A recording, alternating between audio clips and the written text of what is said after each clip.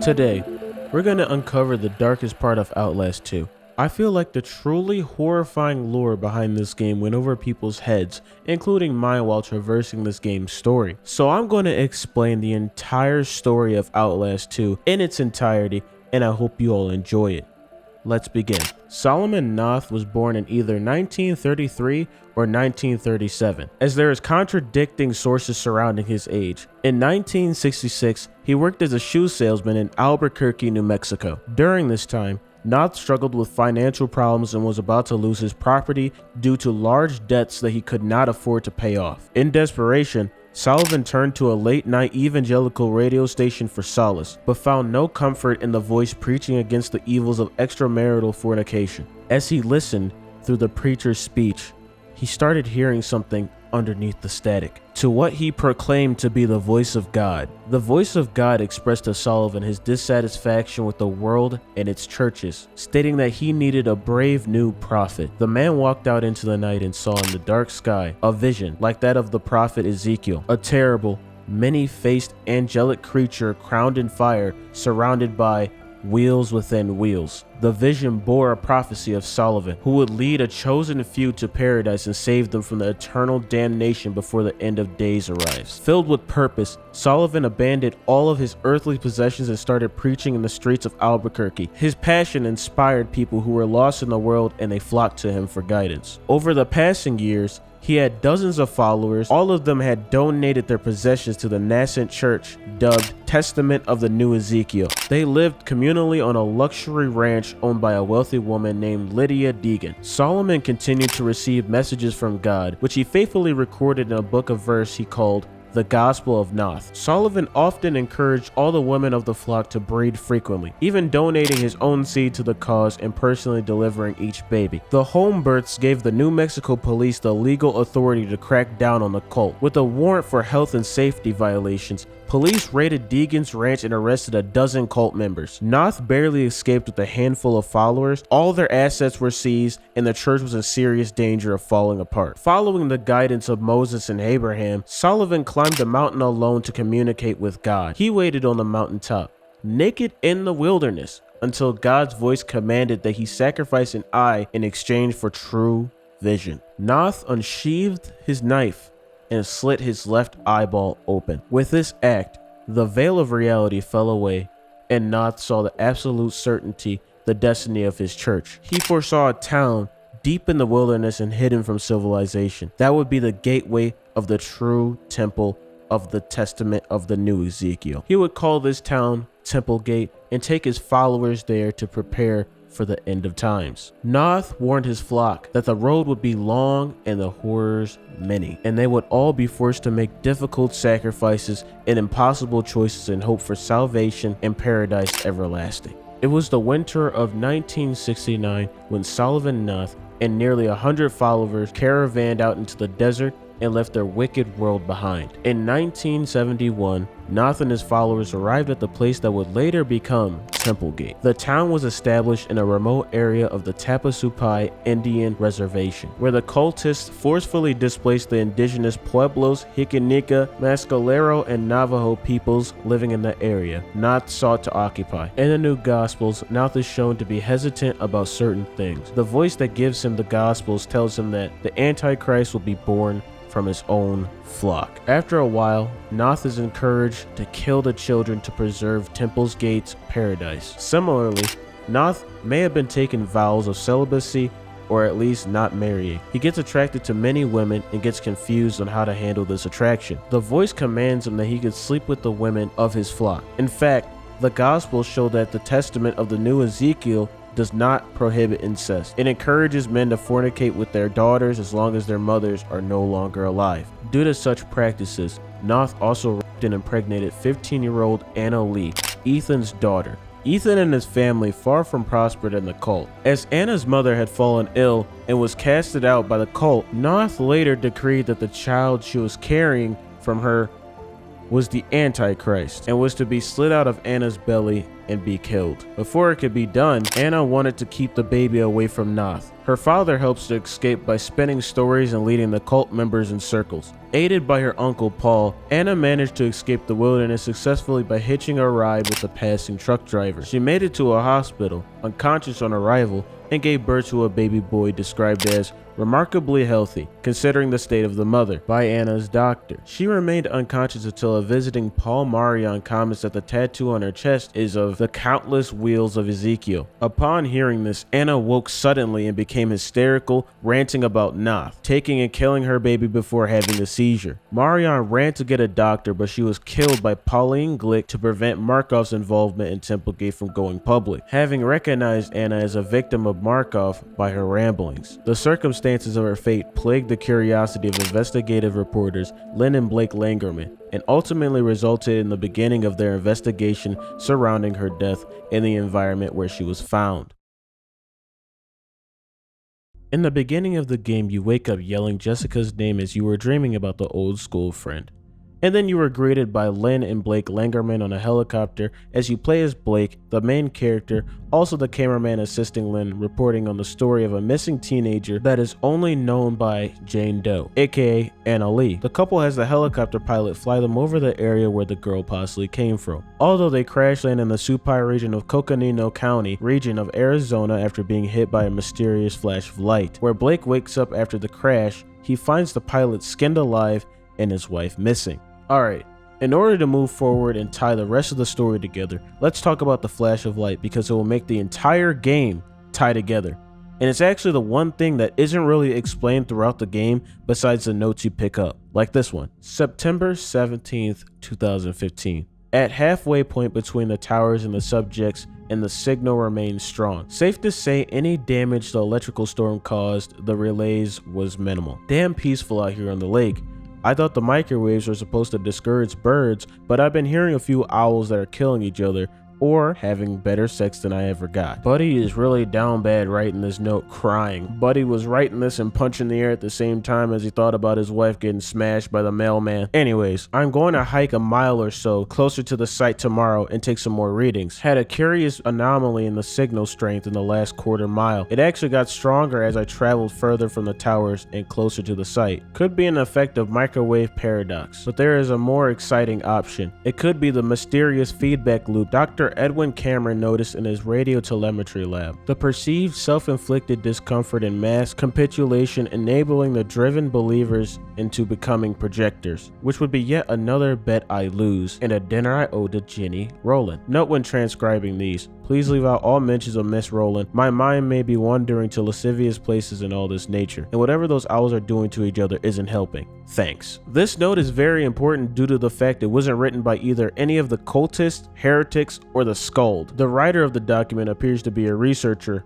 working for Murkoff Corporation. However, their name and fate remains unknown. Jenny Rowland is also a detail that is kind of important because she's from the first Outlast game. Jennifer Rowland is a pathologist working on the Walrider project. She has stated that she's against the current practices and the methodologies, and before the events of Outlast had submitted a request for leave, citing the fellow scientist Wernicke as a senile Nazi. This light that made you crash land is actually an experimental radio tower intended to create an isolated environment for testing mind control experiments on the unsuspecting village population using powerful electromagnetic radio frequencies made by Markov Corporation. What is Markov Corporation, you say? The Markov Corporation is an American transnational company that reopened the Mount Massive Asylum under the disguise of a charitable organization in 2009 after the CIA director Richard Helms ordered all MK Ultra files to be destroyed. It conducted experimentation on the patients of the asylum, which enhanced and evolved them into variants in an attempt to create a host for the Walrider. Two of the main contributors to Murkoff Corp were Alan Matheson Turning and Rudolf Gustav Wernicke. Murkoff kept their workers from keeping in contact with their families and friends for fear of illegal as well as immoral experiments being exposed to the public eye. Murkoff was also known to institutionalize, torture, kill, or enroll at the morphinogenic engine program anyone who tried to expose Murkoff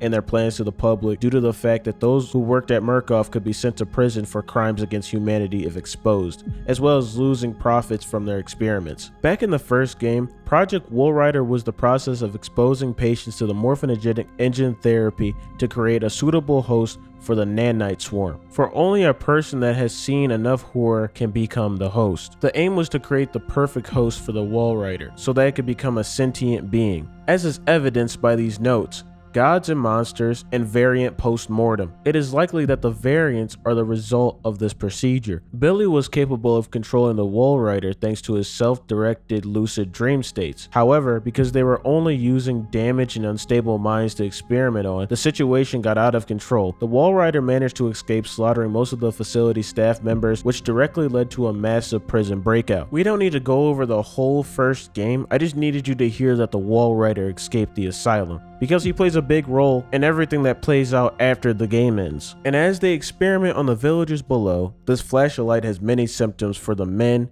and women in the village. The towers emit large flashes of light following a loud humming noise, which engulfs the sky for a brief second. The light is powerful enough to disrupt airborne vehicle engines and even kill small animals, such as birds and fish, which would imply that the initial flash of light is accompanied by some kind of electromagnetic discharge. Temporary subjection has minimal effects. However, long-term exposure causes individuals to experience hallucinatory events, unique to them through a series of multimodal hallucinations including visual, auditory, olfactory, tactile, gustatory, and general somatic hallucinations. The hallucinations themselves are brought on by the radio tower waves, causing symmetrical lesions in the amygdala, an almond-shaped mass of gray matter in the human brain responsible for regulating memory, decision-making, and emotional responses, with continuous exposure leading to excessive neural scarring and brain damage, an outcome that was only previously recorded in patients that were exposed to the morphinogenic engine. The aforementioned hallucinatory events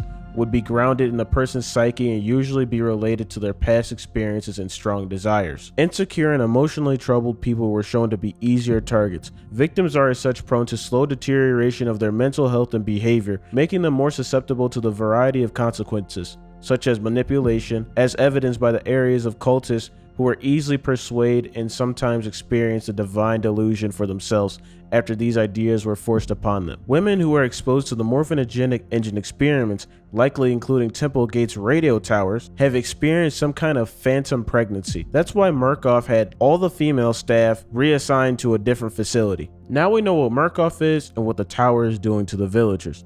Let's continue the story. So Blake makes his way to a nearby town, Templegate, where he learns that the residents sacrifice all their children in the name of God. Blake eventually locates Lynn in a chapel, captured by a violent and delirious Christian cult led by preacher Sullivan Noth, who the women of Templegate, and once they are pregnant, executes them on suspicion of carrying the Antichrist. They escape the chapel, but Lynn falters, suffering from stomach cramps. The couple is separated when Lynn is kidnapped by a satanic splinter group known as the Heretics, and their androgynous leader, Val, who wish to hasten the end of days by witnessing the birth of the Antichrist. Blake is then rescued by a man named Ethan, who has left Noth's cult and gives him refuge in his home. It is revealed that Ethan's daughter, Anna Lee, is Jane Doe, after he explains that he helped her escape Templegate. Blake knows what happened to Ethan's daughter, but decided to lie to him after he asked if she was okay, so Ethan's heart wouldn't be broken. As Blake rests, Marta, an opposing woman wielding a large pickaxe and who is one of Noth's executioners, suddenly breaks into Ethan's home and murders him, after not giving up information on Blake's location. Blake flees into another chapel where he learns from a tortured heretic being interrogated by Noth that Lynn was taken to the mines near Templegate. Blake leaves Templegate for the mines, but instead ends up in the forest occupied by syphilis-infected Skald, who were cast out from Templegate. He is captured by Skald's dwarfish leader, Layard Byron, and his hulking mount Nick Tremblay, who believe he is the Skald Messiah. Blake eventually escapes after Layard's followers kill him and Nick. Side note, the Skalds are members of the Testament of the New Ezekiel who are heavily diseased. They live in the forest, isolated from the village and Templegate, believing that the disease comes from a sickness in the soul, when in reality, they are afflicted with syphilis and gonorrhea. Since Noth encouraged breeding with everybody in Templegate, sexually transmitted diseases started spreading. And don't worry, he got them too, but he would send his minions to the local stores to get medicine to cure him from these diseases. And then he would lie to his followers saying, "These are used for a study aid. This man needs to be burned alive." Anyways, throughout his journey, Blake is repeatedly assaulted by flashes of light and suffers from increasingly disturbing hallucinations of his Catholic elementary school while being pursued by a demon. The hallucinations gradually reveal the events surrounding the apparent suicide of Blake and Lynn's childhood friend, Jessica Gray. It is ultimately revealed that Jessica was molested and murdered by their music teacher, Father Loudermilch, who manipulated Blake into keeping quiet about the incident while making it look like she hung herself. And the demon chasing Blake is a twisted version of the priest. Blake also finds a document revealing that the Murkoff Corporation is the cause for everybody's insanity due to the experimental mind control station hidden deep in the mountains, which is also responsible for the flashes of light. Reaching the mines, Blake enters the heretic's underground temple and finds Lynn visibly pregnant during a heretic ritual. Noth's cult also reaches the mine and kills the heretics, allowing the pair to flee. As dawn breaks, a freak lightning storm begins to destroy the town. Marta reappears and attacks Lynn and Blake, but a cross toppled by lightning from the chapel in the distance impales her. Taking shelter from the storm, Lynn gives birth but dies in the process, and Blake blacks out, holding the newborn, implied to be a hallucination by Lynn's last words and the baby's lack of a shadow. Noth greets Blake as he wakes up. He claims that he had killed all his followers and implores Blake to kill the newborn, as he's still under the delusion that it is the Antichrist.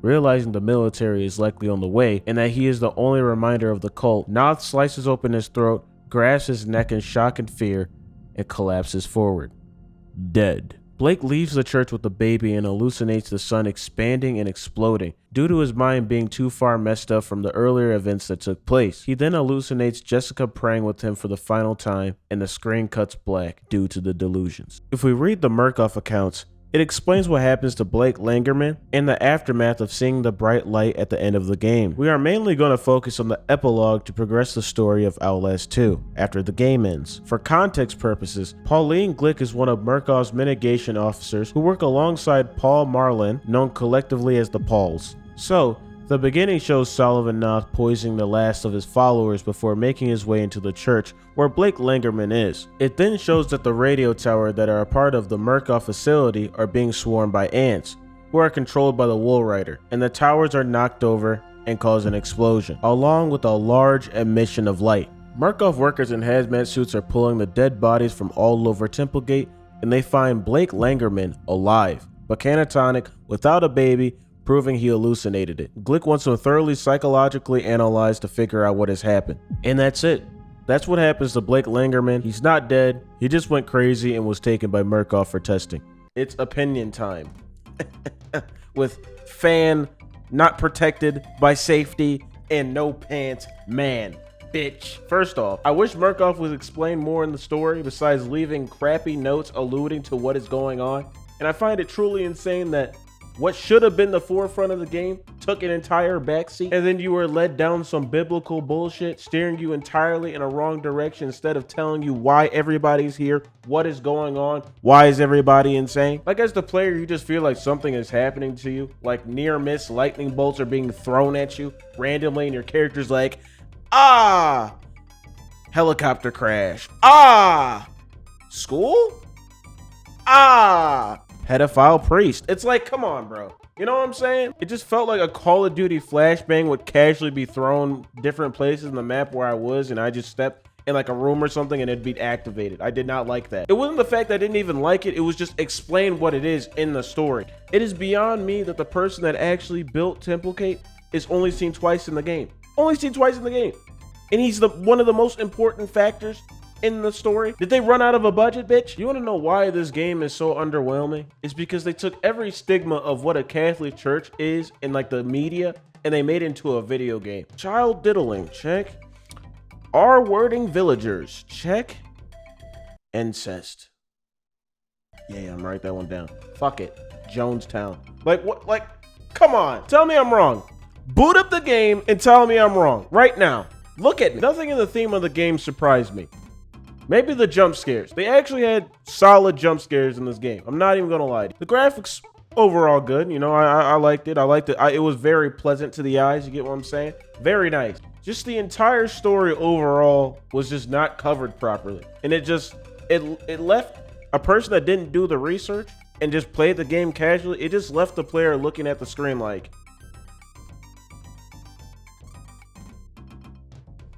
we're done? Like, that's it? Like,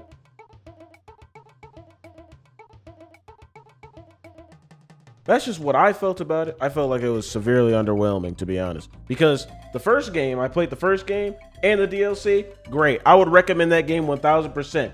This game was worth the $2 I spent, and I uninstalled it immediately after I was done, nigga, because I'm not touching it again. It was a nothing sandwich, my boy. But that's just me.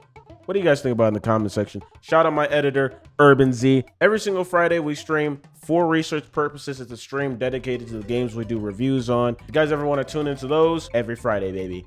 We also upload 1 to 2 times a week. And if we're doing the calculations 3 times a week because we do the stream, you get what I'm saying? Thank you everybody for watching. And your boy, non-protective fan, no pants man is out this bitch. Have a nice day, everybody.